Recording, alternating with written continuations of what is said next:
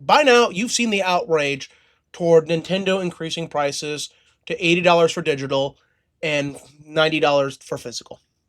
And you've also seen the defense for that. Inflation! Guys, the corpos need to increase the price because inflation, guys! When adjusted for inflation, guys, games were more expensive back in the day. Okay. Aside from that last bit, every part of the inflation argument is nonsense. And I'm going to debunk this for you right now. There are three elements to this I'm going to debunk, going from the weakest to the strongest. The first element is the size of the market. In the 90s, Nintendo, Sony, and Microsoft, I don't think Microsoft's in the business at that time, Sega at that time, had a way smaller market to sell their product to. So they would only have a certain percentage of this market that they would get. Now we look at 2022, which is where the graph ends at. We can see the market is considerably larger. Where PC is at 45 billion and consoles at 30 billion. Compared to 1990 when the market was around probably 32 billion, 33 billion around that mark.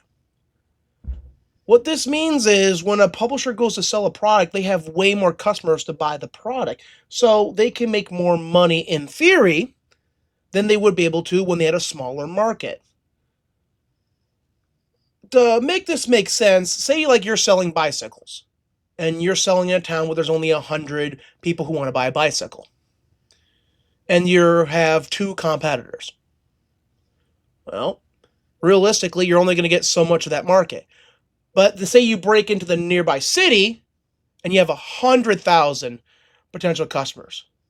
Even with more competition, you still have the potential to make even more money.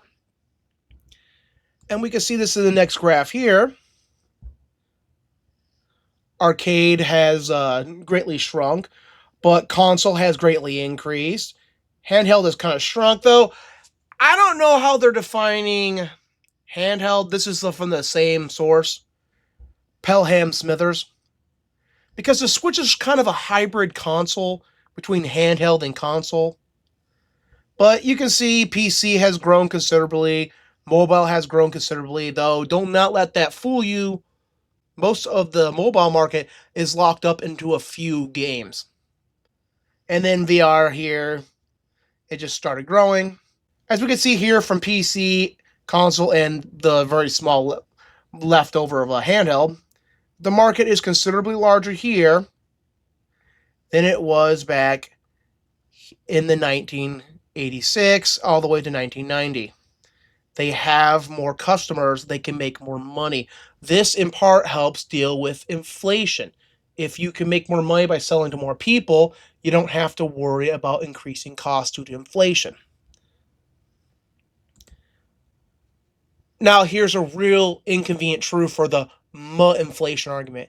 It costs more to make games back then than it does now, on a physical standpoint. A cartridge would cost between $15 to $25. Now, I know what you're thinking. Google's AI is notoriously horrible, and I agree. That's why I got their information. You can see here, break down the cost of the average game. This is in euros.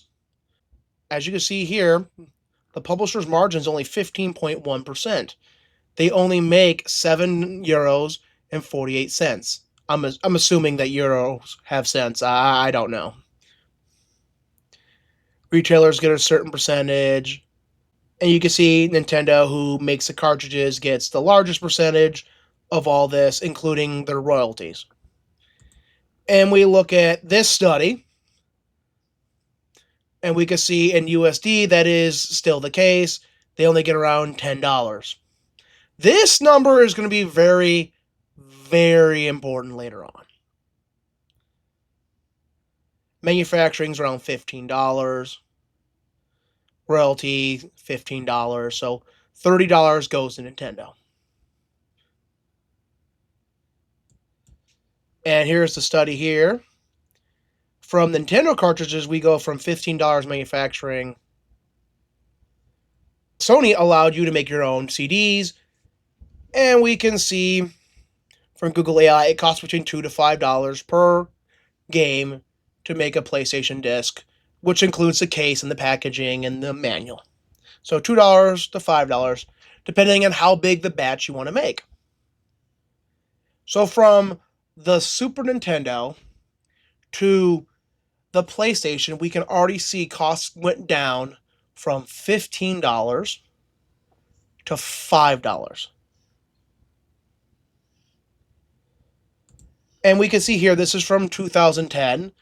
Publishers get more then because costs continue to went down. They get $27.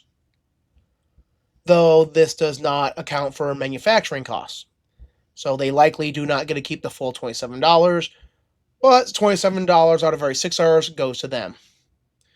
Keep this figure in mind. So how much does it cost to ship a game digitally today? Well, on Steam, you have to pay $100, and once you make 1,000 sales, you get your $100 back. For Xbox and PlayStation, you don't have to pay nothing. They just take the flat 30%. So we've gone from $15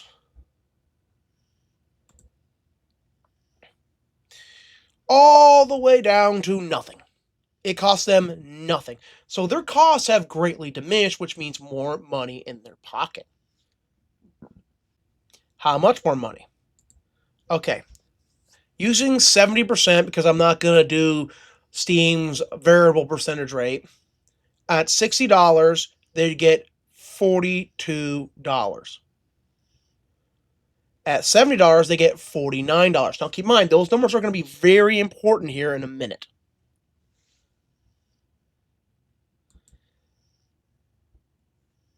They only got $10 in 1990 when the Super Nintendo dropped.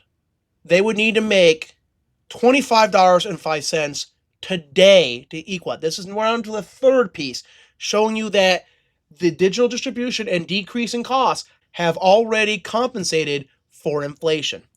They only need to make $25.05 to make the same value they would have had in 1990.